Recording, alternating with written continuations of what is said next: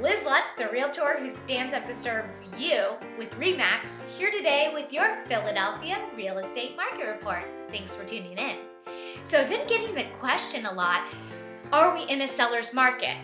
And I wanted to make this market report specifically about a seller's market and when we can expect to be in a seller's market. Because right now, people are thinking we're in a seller's market because buyer activity is up over 20% compared to last year.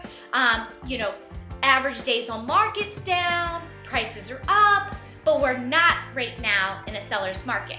So when we look at a seller's market, we look at two things. Number one, we look at inventory levels, and number two, we look at absorption rates. So let's talk about the inventory level. Right now, there are 7.1 months of inventory on the market in Philadelphia County. So what that means is, if no other homes came on the market, it would take 7.1 months to sell everything that's currently on the market. In a seller's market in Philadelphia, we need to be at 5 months of inventory or below in order to be in a seller's market. So as you can see, currently at this moment, we are in a normal market, not a seller's market. So let's talk about the second thing I mentioned. Let's talk about absorption rate. Okay, now absorption rate is how quickly properties are being purchased. So we look at the amount of inventory itself versus the amount of closed and pending transactions. So the real absorption rate is calculated by closed transactions. And right now we have a 14.8% absorption rate for closed transactions and for pending transactions. Now keep in mind, when I say pending, that means they're under contract and there are still contingencies built in that they may not close. So there's a little bit of fallout. There's about 10%, 15% fallout depending on, the month.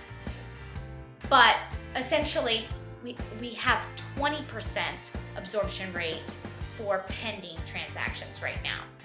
So in order to be in a seller's market for absorption rate, we need to be at 20% or less in closed absorption rate.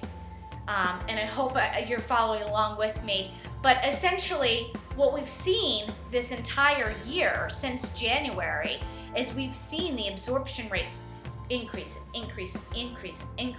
And I calculated the rate. And if we're continuing with the rate and the market stays in similar conditions, meaning no big jumps in interest rates and the inventory levels continue to stay around where they are, we're looking at, by fall, we will be in a seller's market. And if things do change, say the interest rates do hike, which they could, and they're predicting that they will go up at the end of the year. If interest rates are going to start going up, that's going to put us in a seller's market a little sooner as well. In addition to that, if we have less homes enter the market, if the inventory levels go down, we could be in a seller's market sooner. My predictions, based on all the calculations I put together and the data that I crunched, is by fall we should be in a seller's market. So next month, I'm going to talk about how to prep your home for a seller's market. And if you are ready, if you're like a couple months out, 6 weeks out, whatever the case may be, call me. You don't have to wait till the video next month. I will give you an idea of what you should do right now to get your home ready for market. And that's, no obligation to you. I do this for everybody. My role here is to serve you.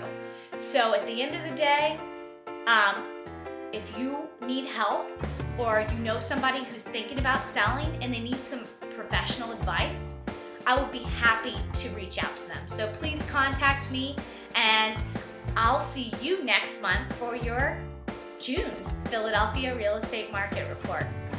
Have a great day.